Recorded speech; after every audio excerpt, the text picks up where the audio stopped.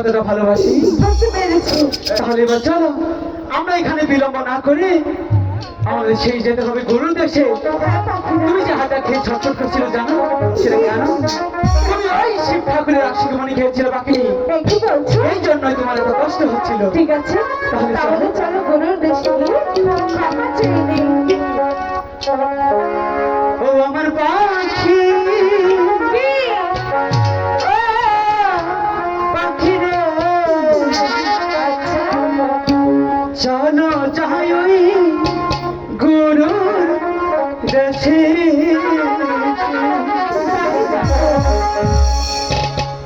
আমার পাখি, ও পাখি চলো যাই ওই গরুর দেশে। আমার পাখি, ও পাখি চলো যাই ওই গরুর দেশে।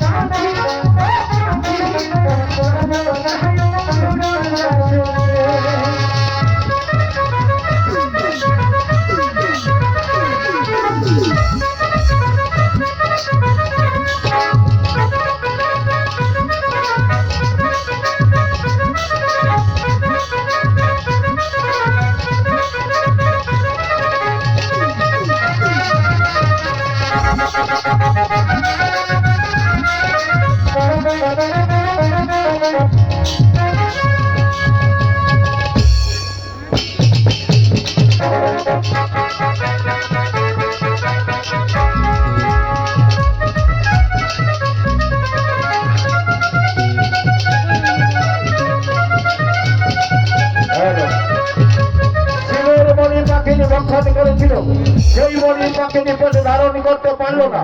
পাখিরাজের কথা মতো যেখান থেকে খেয়েছিল মণি সেই জায়গায় রেখে দিল।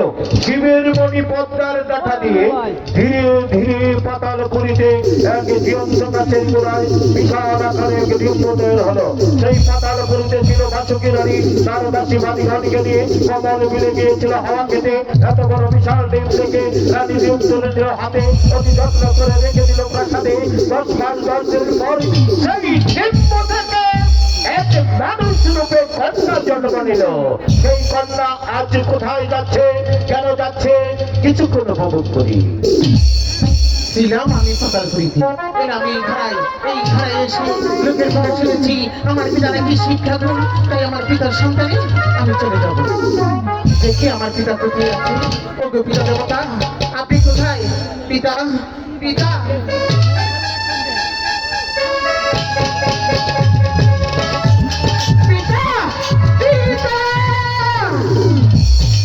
পিতা দেবতা আপনি কোথায়? আমার কাছে সারাদিন পিতা, পিতা।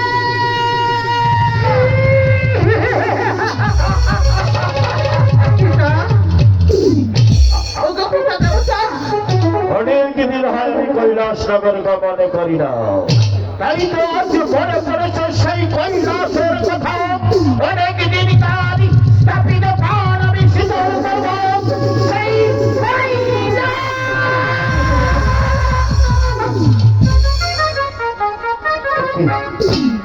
একটি দৃশ্য আমি দেখছি। প্রতিদিন এই কমল মিলে আমি যেই কৈলাস নগর ধর্ম প্রচার করতে, এই কমল মিলে এমন কোন মর্মান্তিক দৃশ্য আমার চোখে দেখে আসলে। আজ কোন এই কমল মিল আলোতে আলোকিত হয়ে আছে, এর যে কোনো ভেদ বুঝতে পারছি না। এর ভেদ না জানে আমি এখান থেকে যাব না। কে তুমি? তুমি কি মানব?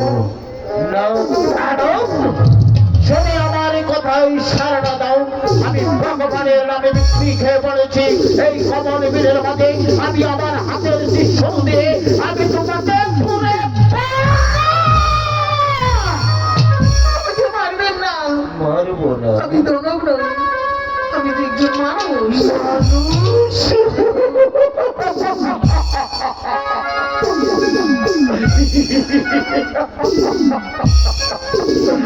মনে মনে যা ভেবেছি তাই হয়েছে।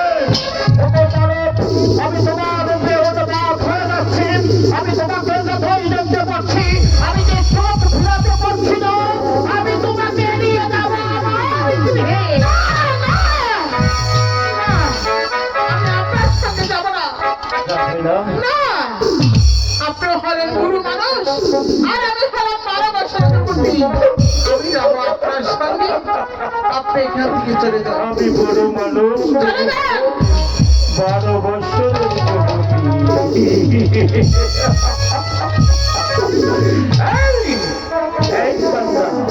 এই বড় মানুষের কেরামতি যদি তোমাকে আমি দেখাই তাহলে 18 বছরের যুবক হয়ে আমি তোমাকে তোমার সামনে দাঁড়াতে পারি। তবে আমি তোমাকে বলছি সত্যি তুমি আমার বন্ধুর দুশমন হও। না, আমি তো একবারই বলেছি আমি আপনার সঙ্গে যাব না। যাবে না? না না না, ঠিক আছে, আমি যাব আমার পিতার সঙ্গে। তুমি যাবে তোমার পিতার সাথে। হ্যাঁ গো, আমি কি জানতে পারি তোমার পিতা তোমাকে এখানে রেখে সে কোথায় গেছে? আমি বলছি আপনি শুনুন। আমার পিতা প্রতিদিন এই রাস্তায় কৈলাস ভবন যাত্রা করে। কৈলাস ভবন। হ্যাঁ গো, তারপর আমার পিতা আসলে আমার পিতার সঙ্গে আমি চলে যাব। আপনি এখান থেকে চলে যান। চলে যাবো, চলে যাবো।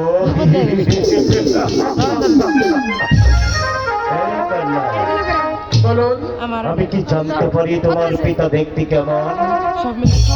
অবশ্যই বল, আমি বলছি আপনি শুনুন। বল কেমন? আমার পিতা ইয়া বড় লম্বা, ও বড় লম্বা। তার মাথায় আছে জল, তারপর গলায় আছে সাপ, আর হাতে আছে ত্রিশূল। তারপর দেবে দেব মহাদেব শিব। কি ওগো পিতা দেবতা, আমি যে বড় ভুল করে ফেলেছি পিতা, আপনি আমাকে ক্ষমা করুন পিতা। এই চলো না মাই কন্যা। না, ওই বংশবিদ্য রক্ষা করার জন্য না। তুই আমার হাতে ধা দেখেছিস, না পিতা, আমার চরণে ধা দেখেছিস। আমি যাতে তুই আমাকে পিতা বলে স্বীকৃতি দিয়েছিস। না পিতা, ওই সবাই ছলনা ব্যবস্থা করো। আমি ছলনা করিনি পিতা। এই দেবাদেব মহাদেবের হাত থেকে এমন কোন মানুষ নেই তোকে রক্ষা করবে। আমি তোকে হারিয়ে দেবো। আমি সত্যি করে বলছি আপনি আমার পিতা দেবতা। আমি তোর পিতা দেবতা হবো কেন? আমার তো কিছুই মনে পড়ছে না। তোর জন্ম কোথায় হয়েছে, কিভাবে হয়েছে, তোর জন্মের পরিচয় আমার কাছে বলে বল। তা না হলে আমি ভগবানের নামে দিব্যি হয়ে বলেছি এই কমল বীরের নামে আমি সত্যি সত্যি তোকে আমি বিশ্বাস করব। ঠিক আছে পিতা দেবতা, আমি সত্যি করে বলছি। আপনি শুনুন, আপনি যখন জগৎ যাত্রা করেছিলেন পাখি পাখি মিলন হয়েছিল। ওই মিলন দেখে আপনার আশাক হয়েছিল। ওই আশাকের চোখে এক প্রমাণী পড়ে গেলে পদ্মার মাথার উপর পদ্মা নামনি পাখার নগরী পাশার থেকে আমার নানার কলম করে এতটুকু বড় করেছি। মনে পড়েছে, মনে পড়েছে সবকিছুই মনে পড়েছে। অনেকদিন আগে আমি গিয়েছিলাম কৈলাস ধর্ম প্রচার করতে। সেখান থেকে ফেরা আসার পরে আমার এক কথা মনে পড়েছিল ওই কমল বীরের মাঝে সেখান থেকে যদি তোর জন্ম হয়ে থাকে তুই আমার অন্য সন্তান, আমি হয়তো তোর জন্মদাতা পিতা, তাই তো তোর পিতা হয়ে আমি তোর সাথে তোমার আপনাদের অনুকরিছি। তার জন্য তোর হবে না পিতা। ওগো পিতা দেবতা, আপনি যে আমার মাথার উপরে, আমি আপনাকে ক্ষমা করে দিয়েছি। সত্যি তুমি ক্ষমা করেছো? হ্যাঁ গো, তুমি যদি আমাকে ক্ষমা না করতে, স্বয়ং ভগবান আমাকে ক্ষমা করতো না। আমি দিবাদেব মহাদেব এই পৃথিবীর সবাই আমাকে দেবতা বলে স্বীকার করে একটি করে বাড়িতে যাবে। সেই দেবতা বলে বসতে তার সন্তানকে না চেষ্টা করে অনেক কত কথা বলে ফেলেছে। ভগবান, আমি যেতে চেয়েছিলাম ওই কৈলাস নগর খুঁজে পড়ো, আমি যাব না সেখানে। বিচার বেরিয়েছে। আমি তোমাকে নিয়ে যাবো তোমার মায়ের কাছে। তোমার মা বসে আছে আমার পন্ততে। আমি তখন ফিরে যাই গৃহে। আমি তোমাকে তুলে দেবো তোমার মায়ের হাতে। আজ থেকে এই শিবাদেব মহাদেবের কন্যা হিসেবে লালন পালন হবে। ঠিক আছে পিতা দেবতা, আখি বন্ধন এই তো আমি আখি বন্ধন করছি। আবার পুষ্পরতি স্বর হও। এই তো স্বর হচ্ছে আমি পিতা। তোমাকে এখান থেকে নিয়ে যাবো সেই পঞ্চপুর শহর। এবার চলুন। ও কি হা হা লা হাই গো।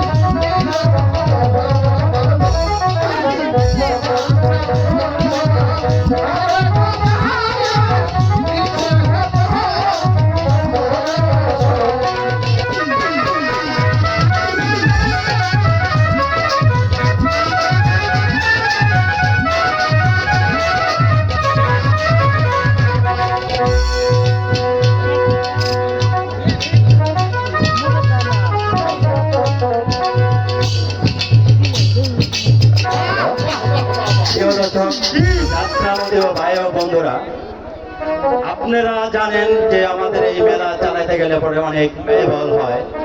আপনাদের সহযোগিতা আমাদের একমাত্র কাম্য। যাই হোক, আপনাদের মাঝে আমাদের ভলেন্টিয়ারের লোক যাবে, যে যা পারেন আপনাদের সহযোগিতার হাতটা আমাদের দিকে বাড়িয়ে হইল যেই শিব ঠাকুরের জন্য লক্ষ লক্ষ টাকা খরচ কইরা করি পূজা, আর সেই শিব ঠাকুর খেয়ে দিয়ে কাছে যুবতী কন্যা বিয়ে করে নিয়ে তাও এই সমাজ উদ্দেশ্যে ভঙ্গ কইরা চলে যাইতাছে। বাহ!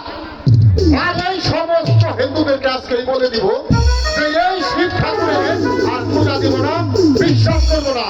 কারণ তার দেখছেন তো আপনারাই সে রঙ্গ ঢঙ্গ করে তোরা দিয়া একটা নারী দিয়া নাইকা নাইকা যেটাতে শিব শিব ঠাকুর শিব তোমাকে ঘৃণা করি ঘৃণা করি ঘৃণা করি।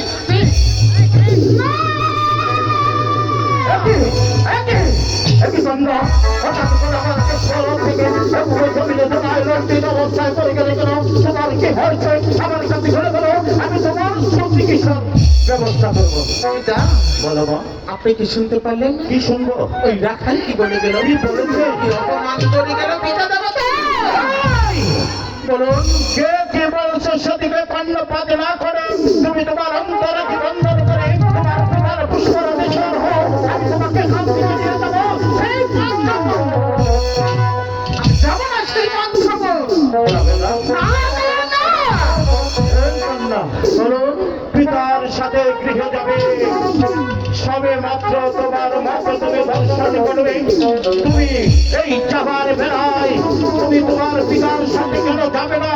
কি অভিমত তোমার? দেবতা, বলো। আমি যেতে পারি, কিন্তু একটি কথা বলুন, আমার কথা আপনি রাখবেন। একটি কথা কেন, তোমার হাজার কথা আমি অবলম্ব মস্তকে পালন করবো। আমার কথা নয় পিতা দেবতা, শুধু একটি কথা। পিতা দেবতা, এই কথা আমি ভগবানের নামে দিব্যি খেয়ে এই বড় পরিবার তোমার সঙ্গে কথা নিয়ে কথা বলছি। তুমি আমার